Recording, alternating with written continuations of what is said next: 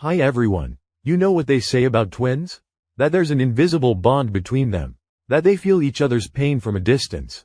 That they always come to each other's aid.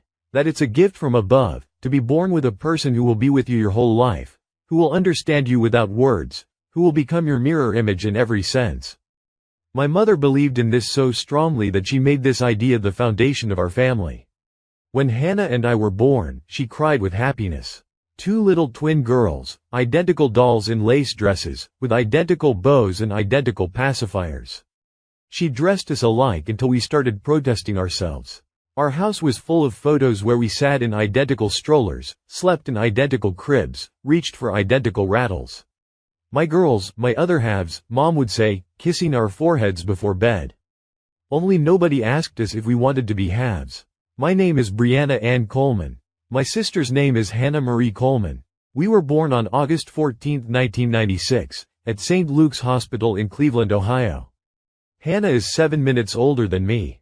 7 minutes that she, I'm sure of it, considered proof of her superiority. 7 minutes that gave her the right to taste life first, and me, to eat the leftovers. 7 minutes that she used as a pass into a world where she's the main character and I'm just a shadow. On the outside, we really were indistinguishable. The same chestnut hair that curled at the ends. The same gray-blue eyes that Mom called lake eyes.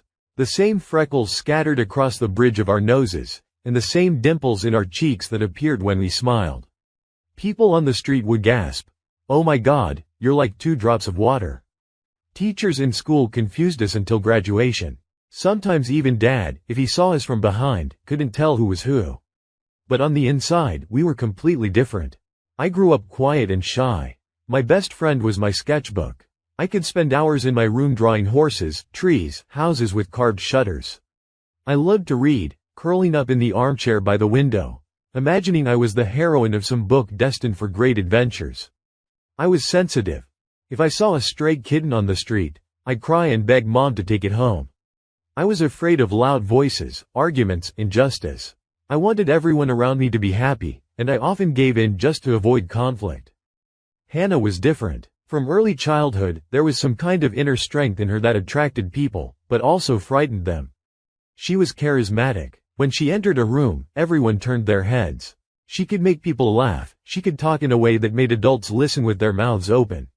But behind that charisma hid something cold, calculating. Hannah never did anything without a reason. Every action, every word was aimed at achieving some goal. And very often that goal was my suffering. I didn't understand this right away. When you're 4 years old, you don't think your sister, who shares your room and eats from your plate, might wish you harm. You think that's just how it is. That all sisters sometimes pinch, take toys, say mean things. That it's normal. But it wasn't normal. The first episode 1 remember clearly happened when we were 5. I drew a picture. It was a drawing of our family. Mom in a long dress, Dad with a mustache, me, Hannah, and our dog. A golden retriever named Max. I tried really hard. I drew every line carefully, colored the sky blue, the grass green, and Mom's dress red because red was her favorite color. I was proud of myself. I ran to show Mom the drawing, but Mom was in the kitchen on the phone. I put the drawing on the coffee table in the living room so she'd see it when she was free, and went to play in my room. After a while, I heard Mom calling me. There were notes of disappointment in her voice. I went out to the living room and saw my drawing lying on the floor, torn into several pieces. Hannah stood nearby with an innocent expression. "Brianna," Mom said sternly, "why did you tear up your drawing? You worked so hard, and now you're crying?" "I didn't tear it," I whispered, feeling tears rising in my throat. "Hannah says you tore it yourself when you couldn't draw the dog right," Mom sighed. "Don't get upset over little things. You can draw a new one." I looked at Hannah. She stood with her arms folded, smiling faintly. Playful sparks danced in her eyes. She looked at me as if we were playing some game, and she'd just made a chess move. "But I didn't tear it," I repeated louder. "Don't shout," Mom shook her head. "Go to your room and think about your behavior." I went to the room, sobbing into my pillow. Hannah came in 5 minutes later. She sat on her bed, swinging her legs, and said, "Stop crying. It was just a joke." "It's not funny," I sniffled. "It's funny to me," she smiled wider. "You're so funny when you're angry. Your face gets all red like a tomato." I didn't answer. I just turned to the wall. And Hannah turned on the TV and watched cartoons like nothing happened. That was the first time, but far from the last. In elementary school, the library became my refuge. I loved the smell of books, the silence of the reading room, the chance to bury myself in a story and forget about reality. Mrs. Garcia, the school librarian, knew me by name and always set aside new books for me. "You're our most devoted reader, Brianna," she'd say. Hannah hated reading. She hated sitting still. She needed movement, attention, an audience. But she also hated that I had a place she couldn't enter without getting bored. So she found another way. One day I brought my favorite book to school, The Secret Garden, with illustrations. I'd borrowed it from the library and dreamed of someday having a copy in my personal collection. I left the book on my desk while I went to the board to answer a question. When I returned, the book was open in the middle, and several pages were torn out, lying on the floor. "Who did this?" asked the teacher, Miss Davis. Everyone was silent. Then Hannah raised her hand. "Miss Davis," she said in a sad voice. "Brianna sometimes gets so upset about schoolwork. She said the book was boring. I guess she tore out the pages herself so she wouldn't have to read it." Miss Davis looked at me with pity. She knew I loved books, but Hannah's words sounded convincing. Hannah was the teacher's favorite, cheerful, active, always raising her hand. Who would think she was lying? "Brianna, damaging books is very bad," Miss Davis said. "You'll have to stay after school and help Mrs. Garcia repair other books." I stood there, red with shame and anger. I looked at Hannah. She sat with downcast eyes, pretending to be upset for her sister. But the corner of her lip twitched with a barely suppressed smile. After school, I repaired books in the library. Mrs. Garcia didn't scold me. She just asked, "Did you really do this, dear?" "No," I whispered. She looked at me carefully and nodded. "I thought so." Hannah can be impulsive sometimes. She was the first adult who didn't believe Hannah. But there were too few of them. Middle school became hell. We were placed in different classes, and I thought that would help. That if we crossed paths less, Hannah would lose interest in me. How wrong I was. In 6th grade, I got a best friend, Emma Watson, not related to the actress, just a coincidence. Emma was a tall, awkward girl with red curls and freckles all over her face. She loved drawing too, and we could spend hours in her room, listening to music and creating comics about superheroes. Emma was the only person besides me who knew what it was like to be different. Hannah, of course, couldn't stand it. At first, she just made fun of Emma when we met. Called her red, in a tone that made it sound like an insult. Then she started spreading rumors. Suddenly at school, whispers started that Emma was supposedly a thief. Someone started a rumor that she'd stolen money from someone's backpack. Emma cried every day after school. "It's her, isn't it?"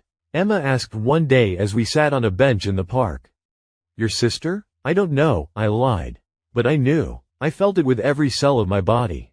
Then came what I'll remember for life. Emma invited me to her birthday party. Only our group was supposed to come, 5 or 6 people. Hannah invited herself. "I want to have fun too," she told Mom. "Bree, please take me. I'll behave well." Mom convinced me. "She wants to be friends with your friends, Brianna. Don't be selfish." I gave in. At the party, Hannah was all sweetness. She laughed at jokes, helped Emma serve pizza, told funny stories. I relaxed. Maybe, I thought, maybe she really is changing. The next day, Emma didn't come to school. Or the day after. I called her, but she didn't answer. A week later, she finally picked up. Her voice was hollow, strange. "Do you know what your sister did?" she asked. "What?" "She told everyone at school that I sleep with guys for money. She created a fake account in my name and sent disgusting messages to classmates. My parents won't let me go to school now. They want to switch me to homeschooling." I couldn't breathe. "Emma, I didn't know. I swear, I didn't know. You know the worst part?" Emma's voice trembled. I almost believed her. "Yesterday, she came to me and said you made it all up. That you were jealous of my popularity and wanted to humiliate me." I almost believed her, Bree. But then I remembered how you always defended me. And I realized it was a lie. I sobbed into the phone. "I'm sorry, I'm so sorry. It's not your fault," Emma sighed. "But I can't be around her anymore. And with you, it's hard too. Because you're a reminder of her.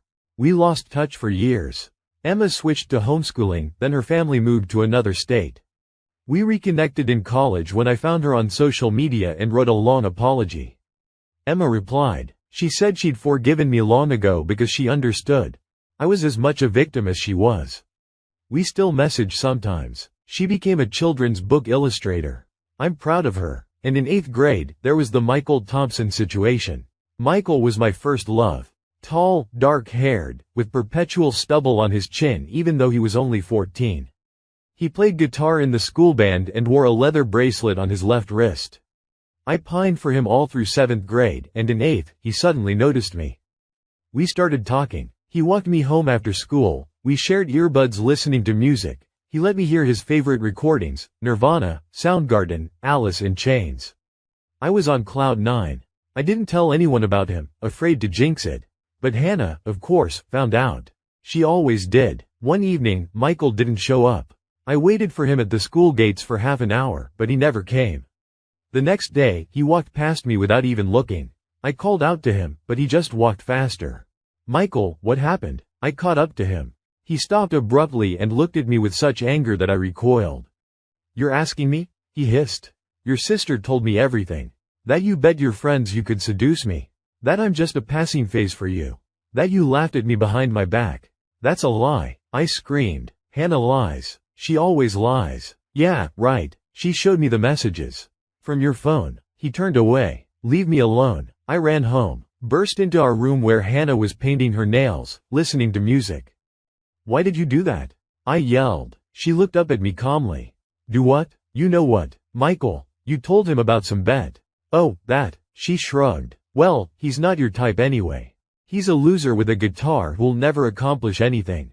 I saved you from a mistake. You didn't save me. You just wanted to hurt me. Hannah stood up, walked close to me. She was slightly taller, and she liked looking down at me. You know, Bree, she said quietly. You always get what you don't deserve. Friends, attention, praise from teachers.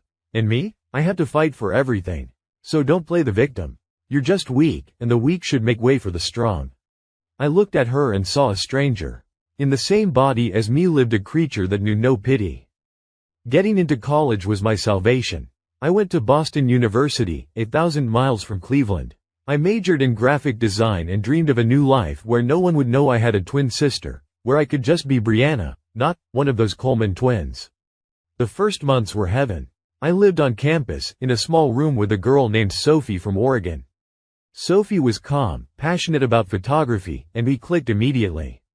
I went to lectures, drew in the studio until late at night, tried real Italian pizza for the first time in a little restaurant near the dorm. I was happy. I called my parents once a week. Mom always asked about Hannah. Do you call your sister? Do you talk? She misses you so much. I stayed silent. I didn't tell Mom that Hannah wasn't interested in my life at all. That no messages or calls came from her. And that suited me fine. Sophomore year, I met Kyle. Kyle was a journalism major, wrote articles for the student newspaper, and wore funny knitted sweaters. We met in the library. He dropped a stack of books, and I helped him pick them up. We talked for 3 hours, then he asked me to the movies. With Kyle, things were easy. He didn't know about my past, and I wasn't in a hurry to tell him. We dated for almost a year, and it was the best year of my life. We'd go to New York on weekends, walk through Central Park, drink hot chocolate in little cafes. Kyle said I inspired his articles. I believed I'd finally found my place in the world. Then Hannah showed up. She appeared in Boston without warning. Just messaged me. I'm here, miss my sister. Meet me at the station. I panicked. I didn't want to see her. I wanted my new life to stay mine, without her toxic influence. But she was here, and I didn't know how to make her leave. Who's this? Kyle asked when he saw us together at my dorm door. My sister, I forced out. Hannah. Hannah was all politeness. She smiled, hugged me, told Kyle how wonderful I was and how proud she was of me. Kyle was charmed. What a cool sister. Why haven't you ever mentioned her? I didn't know what to say. Hannah stayed for the weekend. I put her on the couch in the living room. Luckily Sophie was visiting her parents. And that weekend was a nightmare. Hannah was constantly near Kyle. She asked him questions about his family, his work, his future plans. She laughed at his jokes, touched his hand during conversation. I saw her lean a little closer than necessary, flip her hair while looking into his eyes. It was the dance of a predator, and Kyle, naive Kyle, didn't notice the trap. Saturday night we went to a bar. Hannah got drunk and started dancing with Kyle, pressing against him too intimately. I sat at the table watching, feeling the familiar, bitter anger rise inside. "Kyle, we should go," I said, approaching them. "Oh, Bree, don't be a bore," Hannah waved her hand. "We're just having fun. We should go," I repeated, looking at Kyle. Kyle looked at me, then at Hannah, and seemed to understand something. He moved away from her and nodded. "Yeah, it's late. Let's go." Hannah pouted but stayed quiet. Sunday she left. I sighed with relief. But a week later, Kyle came to me with a stony face. "Bree, we need to talk." "What happened?" "Your sister messaged me." He held out his phone. I read the message. Hannah wrote that I was only with Kyle because he reminded me of my ex from school, Michael. That I couldn't forget the past and was using Kyle as a consolation prize. That she, Hannah, was worried about him because I was emotionally unstable. "That's a lie," I said quietly. A lie from first word to last.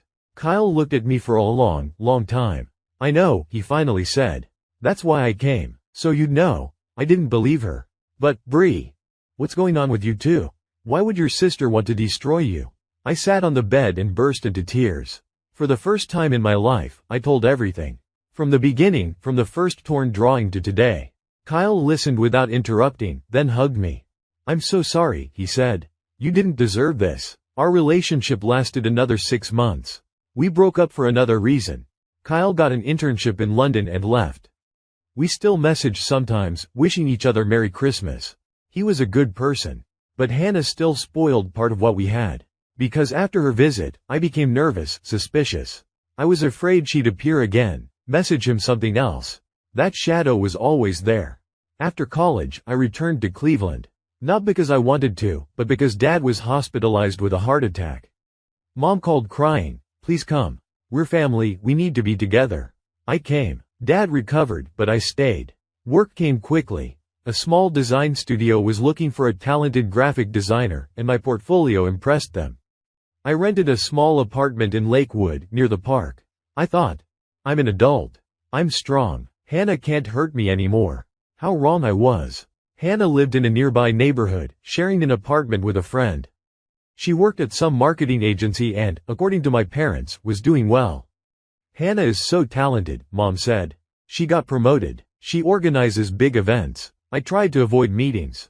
If I knew Hannah would be at my parents' house, I wouldn't come. If I saw her car in the supermarket parking lot, I'd turn around and leave. We lived in the same city but existed in parallel universes. That went on for 2 years. Then I met Ethan. I met Ethan in the park. I ran in the mornings, trying to get in shape after months of sedentary work. I was listening to music on headphones and not looking where I was going. I tripped on a root, flew off the path, and landed on my knee, scraping it on the gravel.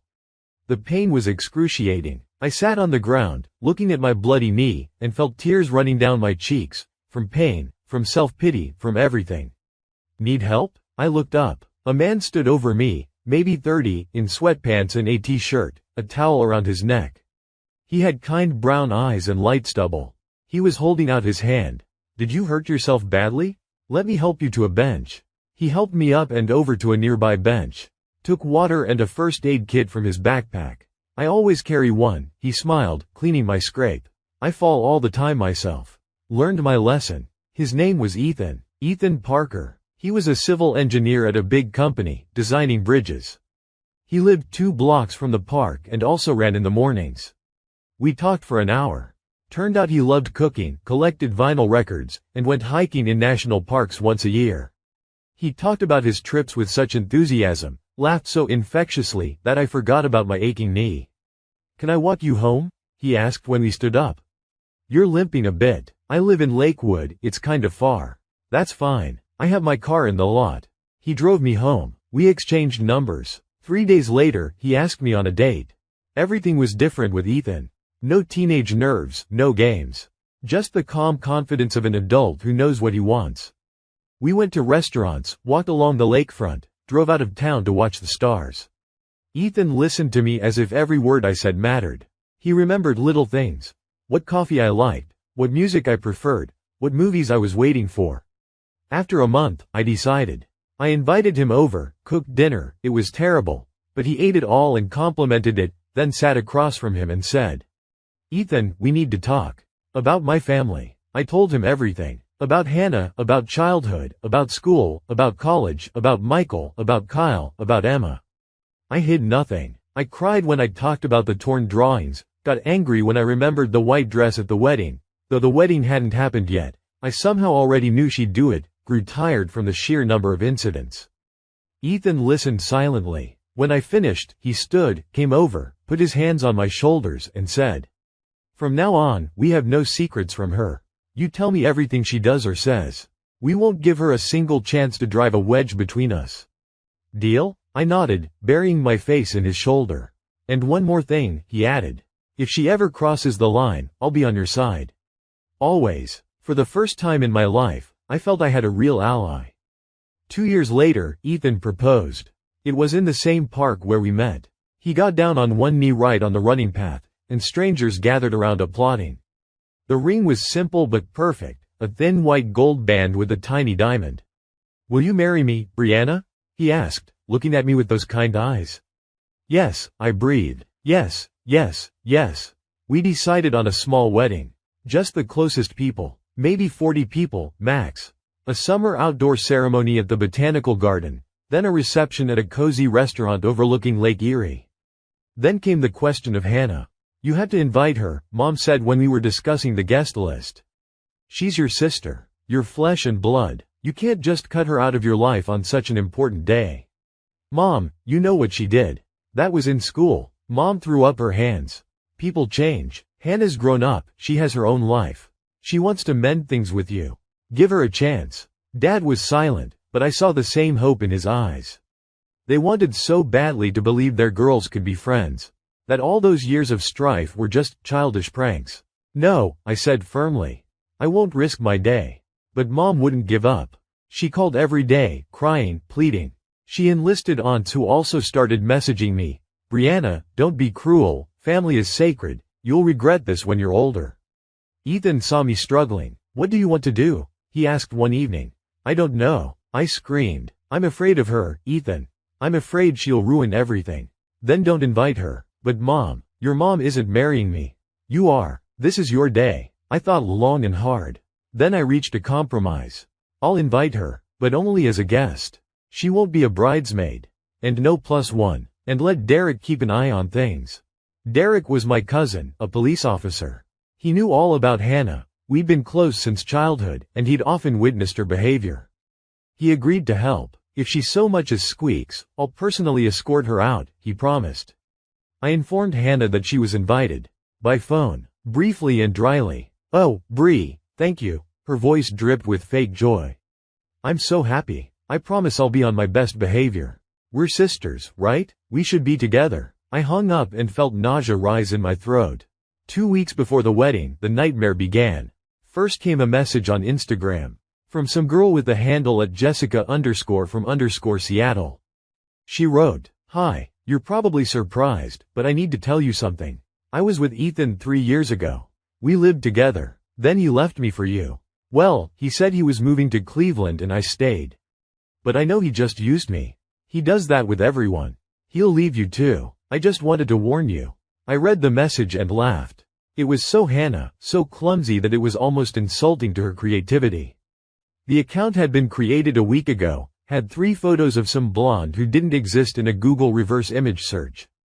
I screenshot it and sent it to Ethan. He called back in a minute. "It's her? Who else? God, Bree, I'm so sorry. Don't apologize. It's not your fault. Just be ready for more.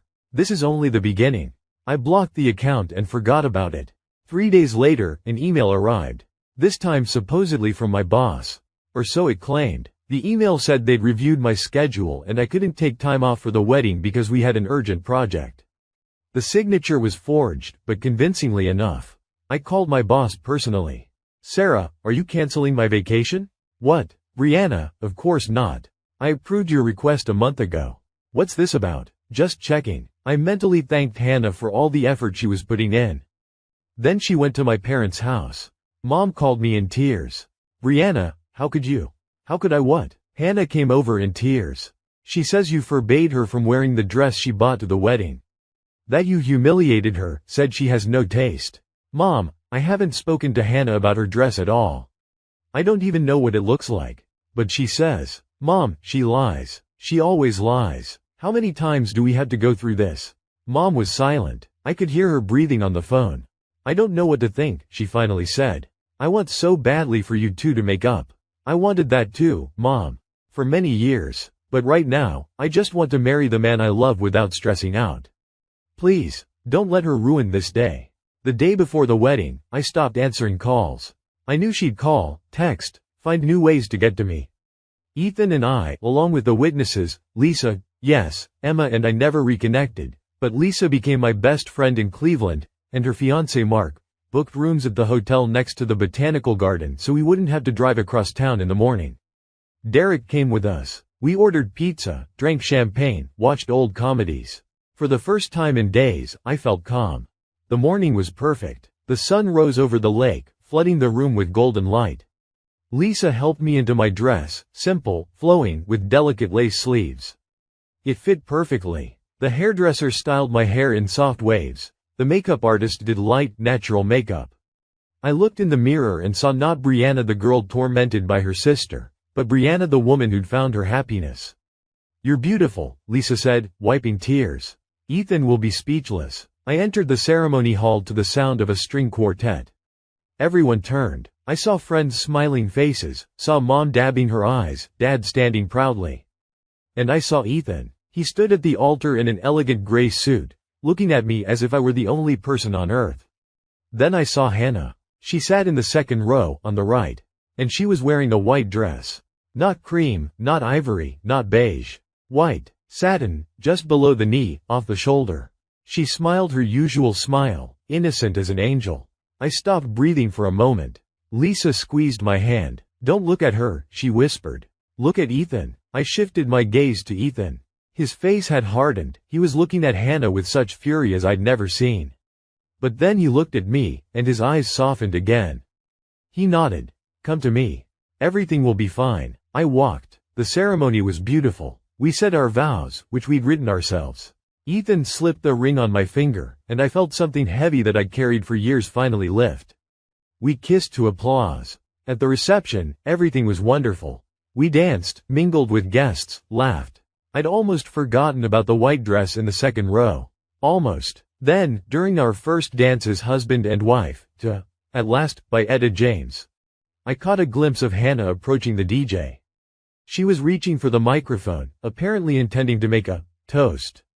Derek, who'd been standing against the wall watching everything like a hawk, was there instantly. He took Hannah by the elbow and, smiling, so no one would notice anything, led her toward the exit. You need some fresh air, miss, I heard him say. Hannah tried to pull away, but Derek was stronger.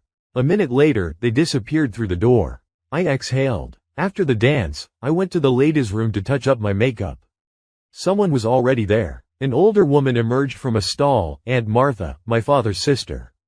She looked at me with pity. Brianna, dear, I'm so sorry. What happened? I tensed. Your sister. I saw your brother escort her out. She was crying. She told me she just wanted to congratulate you, but you hired security to humiliate her. Is that true? I closed my eyes. Aunt Martha, it's a long story. But believe me, I'm not humiliating Hannah. I'm protecting myself. Aunt Martha shook her head and left without another word. 10 minutes later, a message came from Mom. Brianna, how could you? Your brother just threw Hannah out. She's in tears. She just wanted to congratulate you. Do you have no heart? I'm so disappointed. I didn't reply. I put my phone in my purse and went back to dance with my husband. We went to the Maldives. 2 weeks of paradise, turquoise water, white sand, bungalows on stilts where we woke to the sound of the ocean. Ethan bought me a local sarong. We snorkeled among coral, ate fresh seafood right on the beach. I turned off my phone and forgot about Hannah, my parents' problems. There was only us. When we returned, reality hit me like a tsunami. My phone exploded with notifications. Hundreds of messages. Missed calls from Mom, Dad, aunts, distant relatives I hadn't spoken to in years. I started reading. Mom. Brianna, you need to call me. It's urgent. Hannah is in terrible shape. Mom. She says you've ruined her life. That everyone's laughing at her. That you deliberately humiliated her in front of the whole family. Mom. I didn't sleep all night. How could you do this to your sister? Dad. Daughter, I'm sad. We wanted you to be close. Now I don't know what to think. Aunt Martha. Brianna, I always thought you were a good girl, but after what happened at the wedding, I'm disappointed. Hannah cried on my shoulder for 2 hours. You need to apologize. Cousin Katie. Never thought you were so mean. Hannah just wanted to congratulate you. I sat on the bed and felt the world closing in. What's wrong? Ethan asked, coming in with 2 cups of coffee. I handed him my phone. He read silently, then put the phone on the nightstand and sat beside me.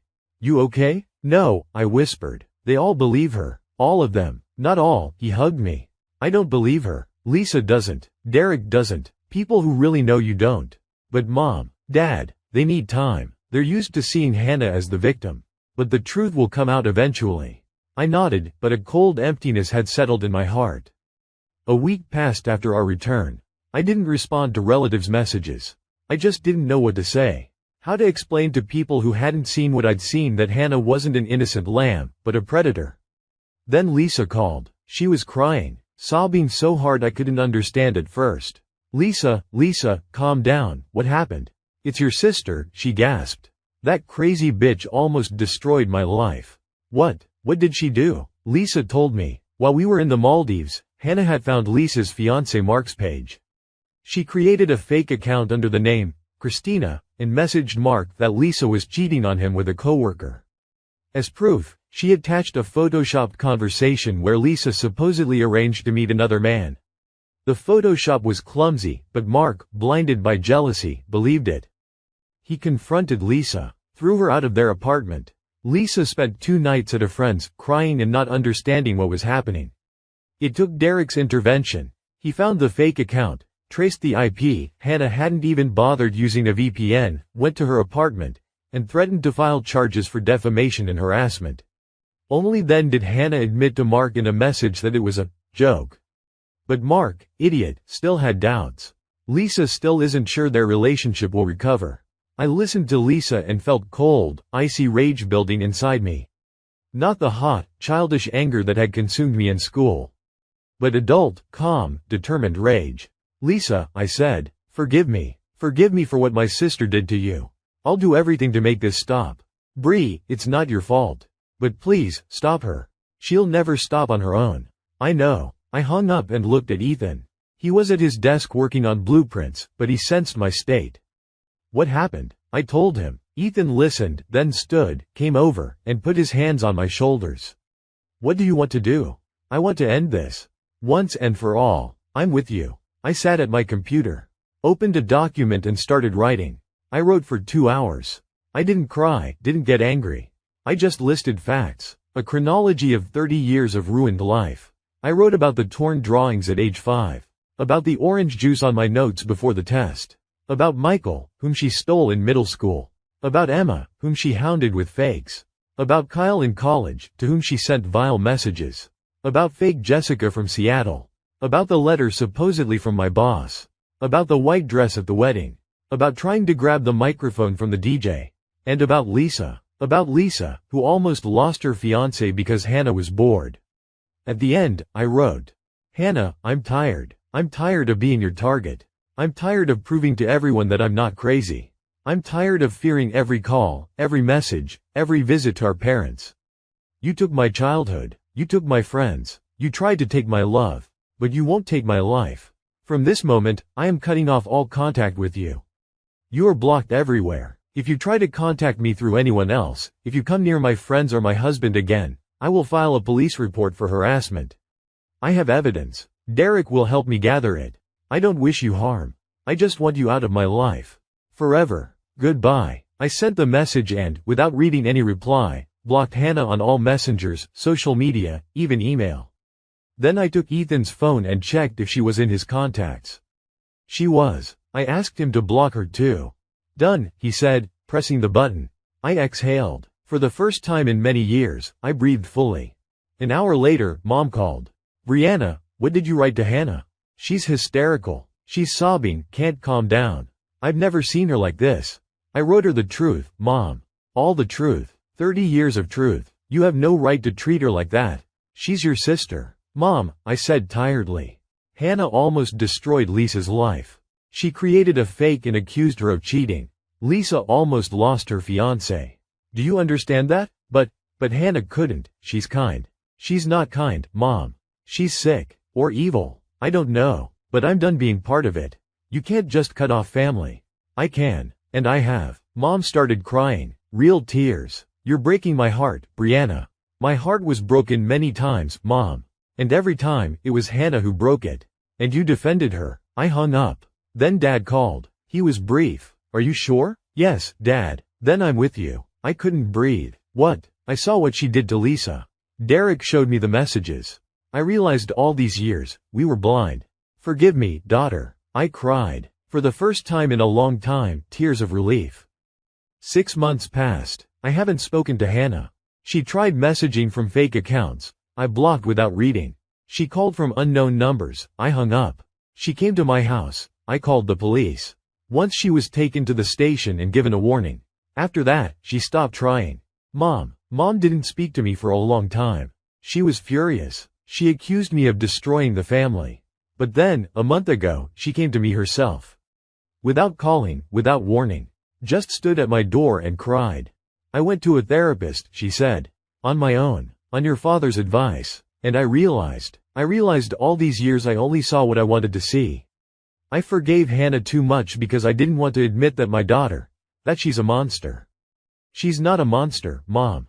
She's just different, and she needs help, but not from me. I know. Mom wiped her tears. I want to ask your forgiveness.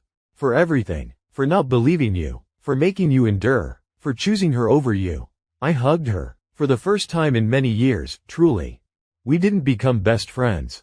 The pain is too deep to forget in one conversation. But we started building a new relationship. Without Hannah. Without the past. Ethan and I, we're happy. We bought a house in the suburbs, got a dog. A golden retriever, like Max in childhood. I named him Max Jr. Ethan laughs. Lisa and Mark broke up. It was painful, but Lisa said if someone's willing to believe a fake over her, he's not the right person. She met a new guy, Jeff, and he seems nice. We go on double dates. Hannah. I know nothing about Hannah. And I don't want to. My parents mention her sometimes. She moved to Chicago, works at some company, sees a therapist. Maybe she's changing, maybe not. It's no longer my concern. Sometimes, waking at night, I think, what if things had been different? What if we'd been those twins from books, inseparable, loving, understanding each other without words? What if Hannah had been my protector instead of my tormentor? But then I turned to Ethan, peacefully snoring beside me, put my hand on warm Max Jr.'s fur, and realize, I have my real family now. The one I chose myself. And it's worth all the shattered hopes. Thank you for reading. I needed to get this out.